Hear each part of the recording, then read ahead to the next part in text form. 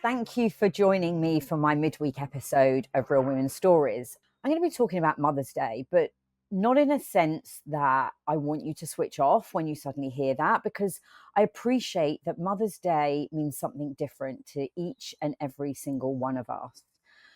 In my world, Mother's Day has been it's been full of all different types of emotions. You know, for me, I want to celebrate my mom and my grandparents, and I've got my daughter, and at times I was a single mum. So what did that mean to me as a single mum with no partner to buy me a card for Mother's Day? And then when my transition happened, when I married my second husband, who was a widow, so my two eldest children had lost their mum at a very, very young age. So how was I meant to celebrate Mother's Day when really my kids are suffering that day? They're really triggered by that day. So Mother's Day means something different to every single one of us. And I do feel that there is a big pressure on the commercial aspect of Mother's Day and having to buy gifts and flowers and, celebrate mums. And there are some women who can't have children. So how does that trigger them? So what I'd like to do in this episode is I'd really like to think about honoring and celebrating somebody else. They may not be a mother, they may be a mother figure, they may have been a mentor, but somebody in your life who you look up to, who you can celebrate, either who is a mum or who may not be a mum, but sort of creates that story of being a mum around them because they mentor other young women. So it's not about us. It's not about me sitting here thinking I'm a mom and I've done all these great things for my kids, and therefore I should expect breakfast in bed on Mother's Day and cards and flowers and gifts, because that was never really a case for me.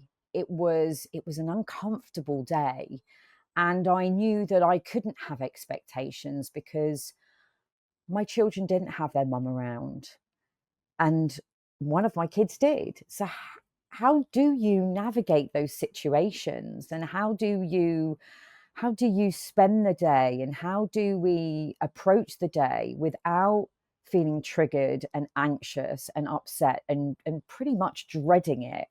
Because everyone else is celebrating and going to all these restaurants and posting all pictures on Facebook and on Instagram, all playing happy families, when my family wasn't happy. My family was mixed with, well, I appreciate this woman because she's a mother figure in my life, but I don't have my mum around. And, I had other friends who had lost parents as well. And I've had friends who weren't able to have children, so they couldn't celebrate Mother's Day because they felt unfulfilled because they weren't a mum.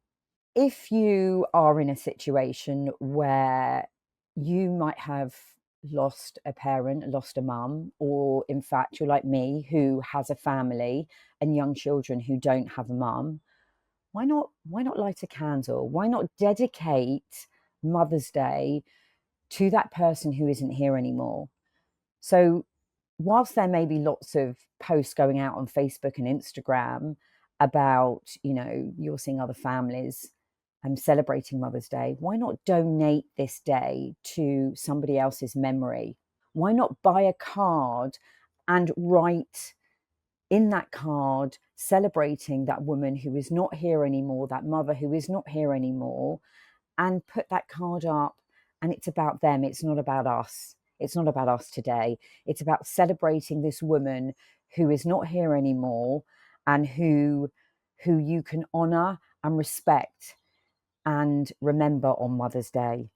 If you have a strange relationship with your mum, or your mum may be absent from your life, why not celebrate a woman in your life who you really do regard as a mum and as a mother figure? There are so many women in my life, and my mum's still here, and I've had amazing grandparents, and I've had, you know, they've all looked after me. But I had a friend whose mum was like a mum to me. And on Mother's Day, I used to write her a card, and I used to give her a card on Mother's Day, thanking her and acknowledging her for all the times that I may have had a row with my mum. And I needed another mother figure in my life just to give me some advice and give me some support, because sometimes, you know, there are other people in our lives who, when they're outside of the emotions, can shed some light and can lift that mood a bit. So have a think about if there's somebody in your life who has behaved or acted like a mother figure to you in times where you may have had difficult times with your own mum, and celebrate that woman and celebrate that mum. I mean, she may not be a mum, she may be you know, a woman who's not been able to have kids, and how wonderful would that be for that person?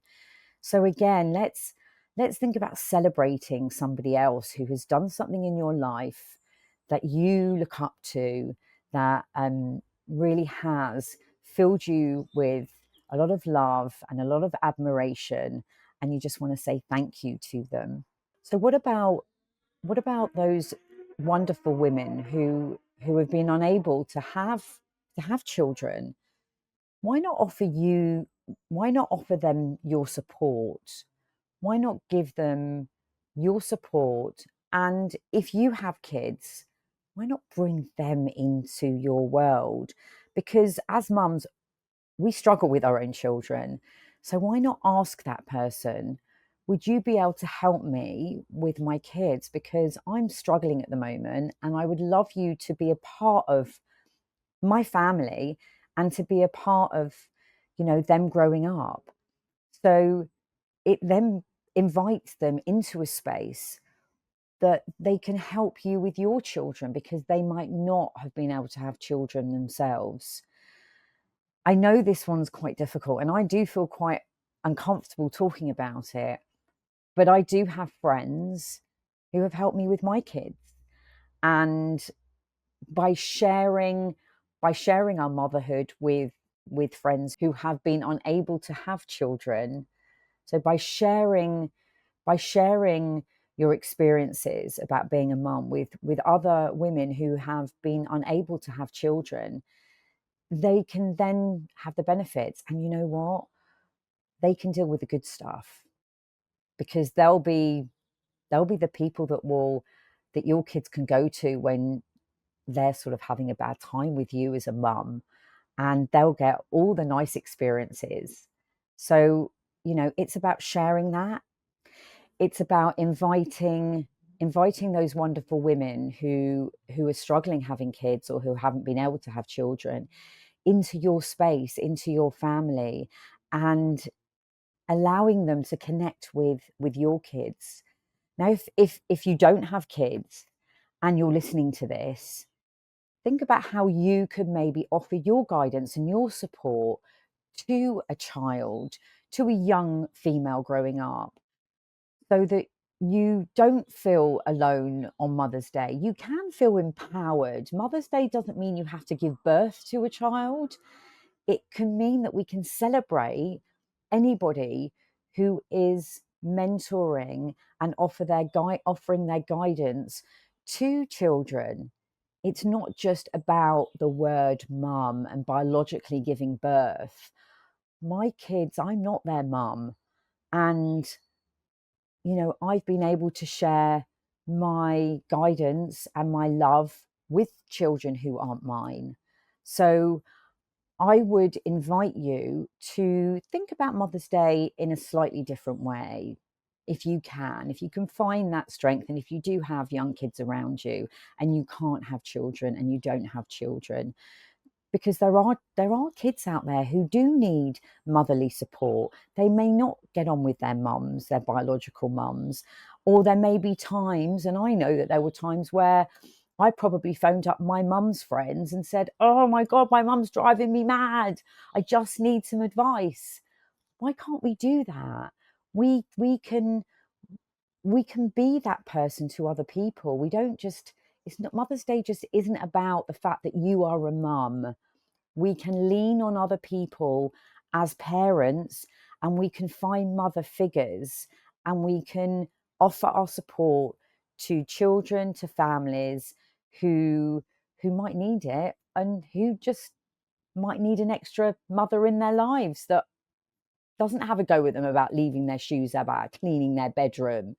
So just have a think about if you can reframe your mindset on Mother's Day or leading up to Mother's Day, so it's not so triggering.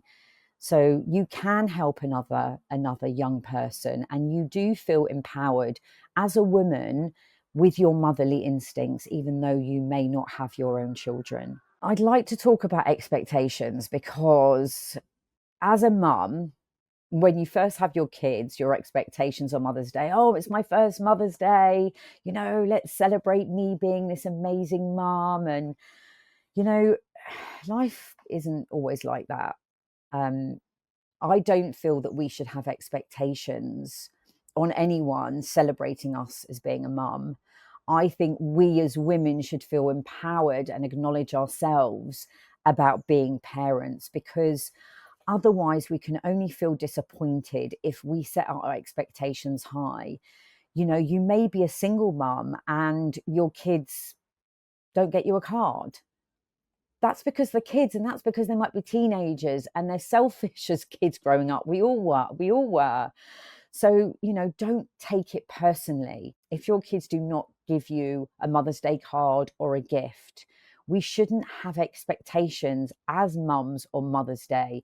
We've chosen to give birth. We've chosen to be a mum, or we've chosen to mentor or give our guidance to a young person or a child. That doesn't mean that we should expect something back.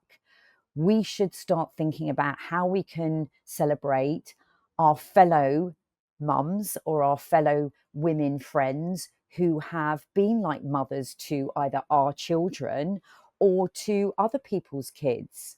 So it's about celebrating and honouring other women on Mother's Day, not having an expectation of of other people to celebrate us.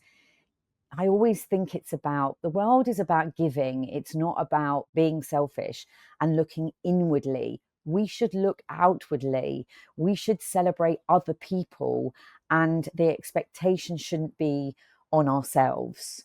I would like to offer you some mindfulness coaching exercises which could help you kind of switch your mindset on this day and leading up to this day. Um, so it's about shifting our focus, right? And specifically about Mother's Day and about honouring women.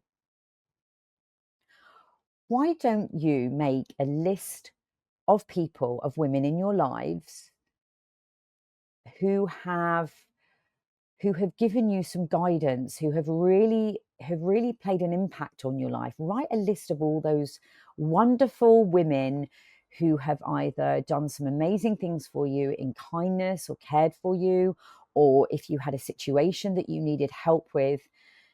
Think about those women and write a list, and send them a message. Send them an appreciation message. You don't have to spend money. If money is tight and finances are hard for all of us, and cards can be expensive, so why not write them a message? We've all got phones now. Write them a text message on Mother's Day.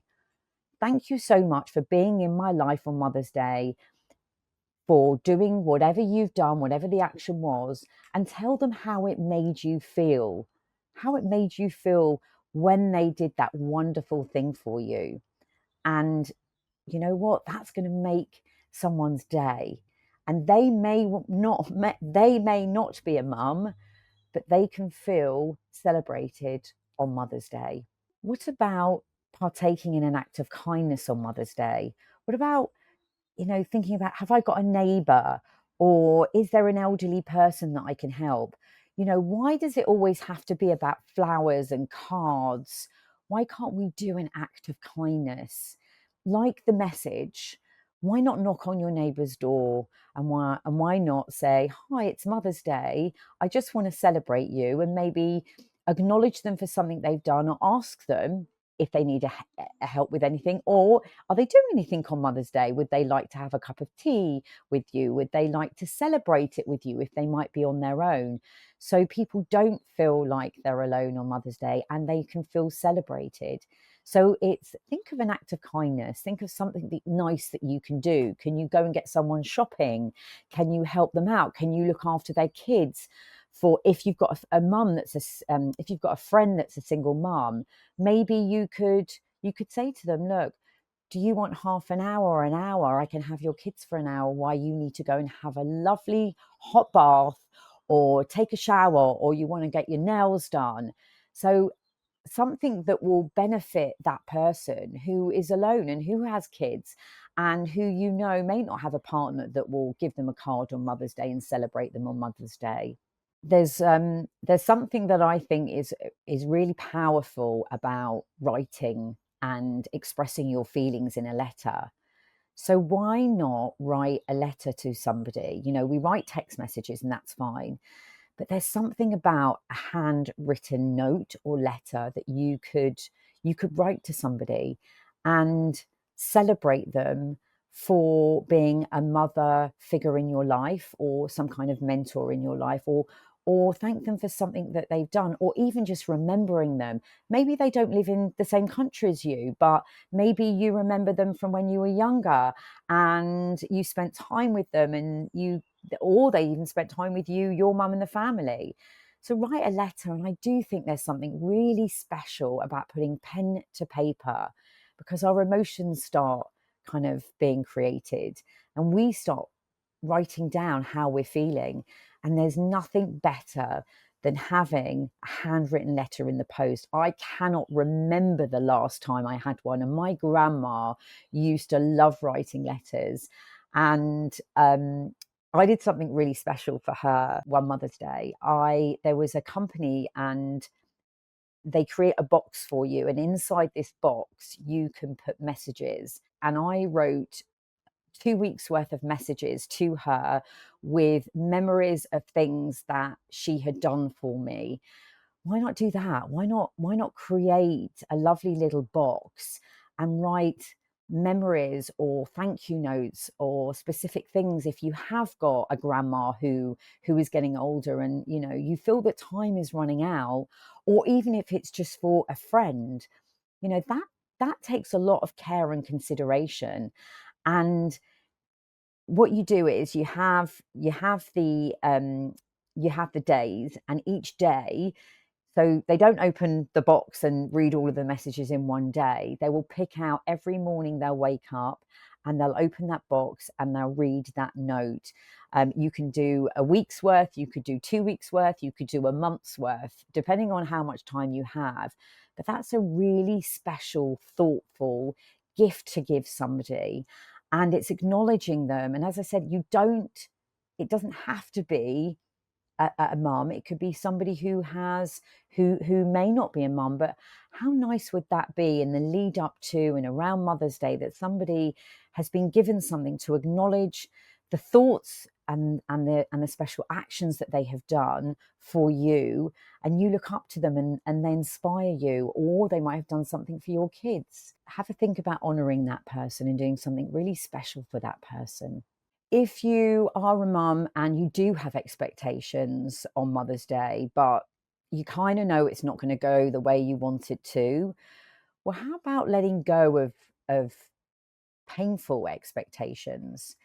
Maybe you've not felt seen, and you've not felt heard, and your kids just, you feel like they just don't care, or you feel like, the world's kind of on your shoulders and all you're doing is everything for everybody else. Why not do something for yourself? So don't expect other people to do something for you. Why not do something for yourself? So refresh, like change that whole narrative. Like, get rid of the, oh, I'm going to wake up on Mother's Day and, my kids are going to give me these cards, but what if they don't? And what if my husband doesn't? And what if I don't get anything? Or if I'm a single mum? What about doing something to celebrate yourself on Mother's Day, so you don't expect other people to do something for you? And if they do, then that's a bonus, right? But do something for yourself, celebrate yourself, because not only is it good to acknowledge the things that we've done, we know what we've done. We can feel good about ourselves. We can make ourselves feel good about ourselves. We don't need anybody else to celebrate us, do we? It's nice if they do, but if we don't have any expectations, then the day won't seem so painful. So, Mother's Day for me, my intention would be that I am going to remember my kids' mum. I'm donating my day to their mum, like I always do each year. We either light a candle, write a card. I put something on social media celebrating their past mum. I don't expect anything from my daughter. I don't expect that my husband's going to give me anything. I'm going to do something for myself. Maybe I'm going to take an hour out and spend some time with one of my friends because I've been working so hard. So I know that I've got something planned for myself, which means that the expectations aren't there. And also what I'm going to do is I'm going to write a letter to someone who has been in my life, who has made a massive impact on me, and who may or may not be a mum, but I'm still going to write them a letter, because then I know that I'm celebrating them, and I can give something back to them and explain, what an impact they've had on my life. So I encourage you to find the power to redefine this day, to give love and generosity and honor someone else instead of feeling any hurt or pain, or, feel let down by your expectations that today may not be, or Mother's Day may not be what you expect it to be. I'm going to close with one very small exercise. I'd like you to take a very deep breath, a really deep breath. And when you take that deep breath, I would like you to choose one small action or one shift in your focus, in your outward focus, of how you are going to think about Mother's Day today and moving forward, so it can be a more positive experience. So let's take one deep breath.